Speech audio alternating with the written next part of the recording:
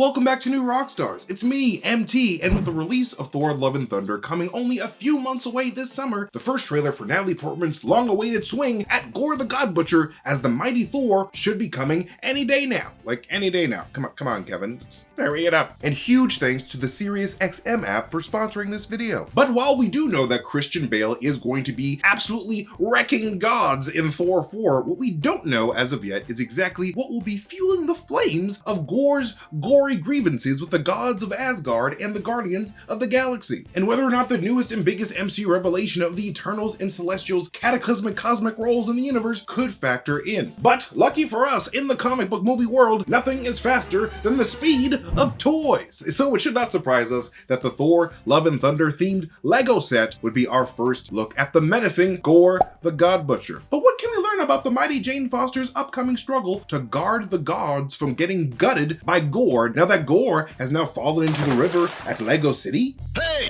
Okay, like I said before, our first look at Christian Bale's Gorr the God Butcher comes in the form of a pale gray bald Lego Gorr clashing with a supercharged up and ready to go Jane Foster Thor, officially named the Mighty Thor by the information on the Lego box, with Chris Hemsworth's Thor Odinson keeping his name as Thor, because, you know, that's his name. He doesn't lose his name. With, of course, the most notable thing about Gorr the God Butcher, other than, you know, his piercing red eyes, is of course the large all-black blade in his hands, very aptly named All Black, which, as we know from the Marvel Comics, is a sword forged from the remnants of the darkness that existed before the Big Bang flooded light into the universe by the dark primordial god named Null. Null literally picked up his shadow while the Celestials were invading during the Big Bang, used the shadow to cut the head off the first Celestial he saw, built a forge inside of that Celestial body's torso, and then used the leftover cosmic energy within that Celestial to forge his all-black sword so he can spend the next several eons just going out killing more cosmic colonizers. Because why wouldn't you do that? He was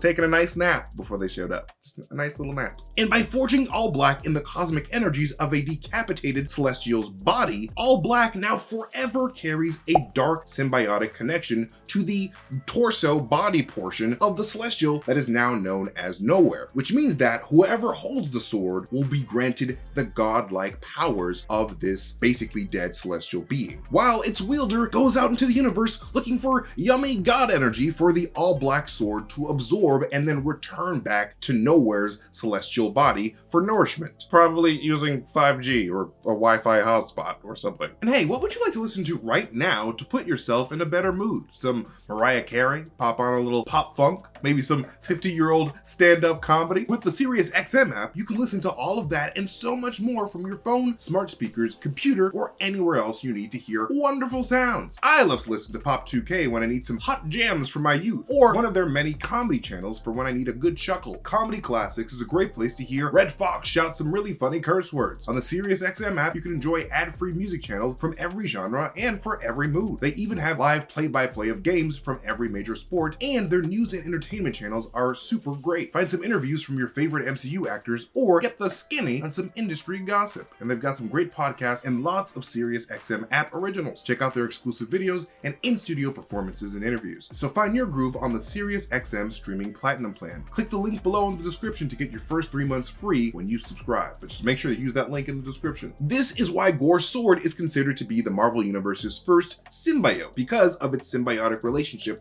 with the energies of Nowhere's celestial body. You know, much like Venom uses Eddie Brock's energy and vice versa. And this is what happens to Gorr, who in the comics was just an alien on a forgotten, starving planet, before he bonds with the all-black Necrosword when he comes across an unconscious Null battling a god that ends up being Gorr's first ever god kill, because Gorr was so pissed off at all the gods of the universe for allowing his entire family, including his pregnant wife and his son, to die from starvation and various tragedies on that planet. Like, they were just straight up ignored. So with All Black's cosmic symbiotic connection to the celestial Nowhere body, combined with its innate dark lust to devour souls, it uses Gorr's anger to continue its former master's Null's mission of killing gods for its own nourishment, because Gorr shared the same hatred towards the gods that Null did. While All Black Celestial Collection allows Gorr the God Butcher to butcher gods for thousands upon thousands of years, as long as he keeps butchering those gods and absorbing God's energy for the Necrosword. Like, All Black is very much a sentient being in that manipulating way, much like the enticing bloodlust of All Black's cousin blade, the Ebony Blade, that made its first MCU appearance at the very end of Eternals with the future Black Knight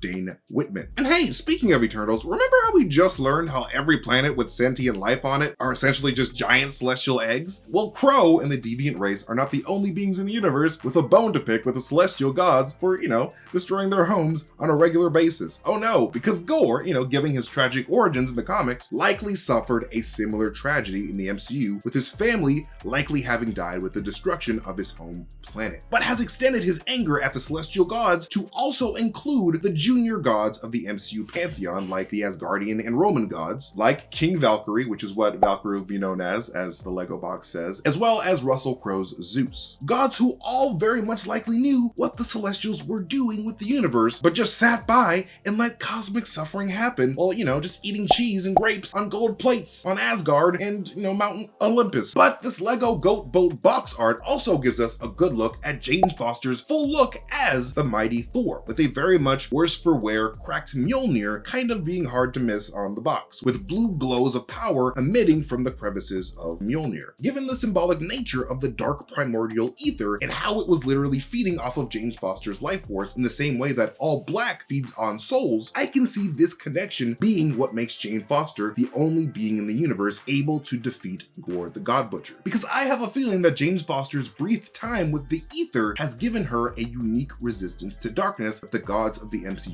do not have. Because I really don't think the ether ever really completely left Jane Foster's body, and the portion of the ether that has remained has continued to slowly kill Jane Foster ever since Thor 2, and likely will unfortunately be the catalyst for her cancer in the MCU. However, I also do believe that it is because of this very same ether power that's remaining inside of Jane Foster that allows Mjolnir to be assembled in the first place. Because, as we saw in Infinity War, the Reality Stone can basically do whatever it wants on a molecular level. But this could also explain the interesting design choice on MCU Jane Foster's helmet, suspiciously choosing a red insignia instead of the comic book accurate gold insignia on her helmet, which could be a design choice by the Thor Love and Thunder art team to imply the red ether's influence on Jane's powers and how it lives inside Jane's head. And if you remember from Thor the Dark World, when Malekith does remove the ether from Jane Foster's body, we do get this zoom out from Jane Foster's eyes that seems to imply that there is a darkness that remains in her head still. And hey, speaking of new Thor looks, Thor Odinson's new look looks suspiciously similar to that of Icarus's, the way that the blue and gold is sort of laid out, and very much seems intentionally designed after the Celestial called the One Above All, the kind of forgotten leader of the Celestials in the comics. No one really talks about him anymore, probably because he shares a name with the other One Above All that more people care about, that is basically God. They're two separate characters, they're not the same. Which sort of implies to me that Thor will likely be given authority by the Celestials themselves at some point to help Jane Foster deal with their pesky Gorr the God Butcher problem, outfitting him with a far more durable armor, likely with a little convincing from his new Celestial BFF Peter Quill, who we last see him with at the end of Avengers Endgame. I'm sure those snooty Celestials will be more likely to listen to a peasant like Thor Odinson if Ego's son were to say, hey, it's pretty cool. These guys are pretty Asgardians.